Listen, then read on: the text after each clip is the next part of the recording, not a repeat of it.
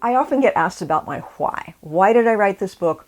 Why am I giving this talk? My purpose in communicating my message is primarily to help other trauma survivors not have to go through what I went through. When you already feel like you're defective and have no power, to go into a program that tells you that you will get better if you admit to being powerless, admit that you're crazy, and turn over all your decisions to someone else, really set me on a dark path. And I thought that maybe it was just inevitable that with my past, that is what would have to happen before I could get better, to get that breakthrough. Recently, with a new therapist, she said no. She'd been a therapist for years, and she knows plenty of people who had been through similar situations to mine that never had to go down that far. I would not have had to go down that far, would not have gone down that far, if I were not in a program telling me that my road to salvation was to think less and less of myself. Another reason I'm doing this is because there are psychotherapy professionals who have a surface knowledge of the program. They know it's great social support.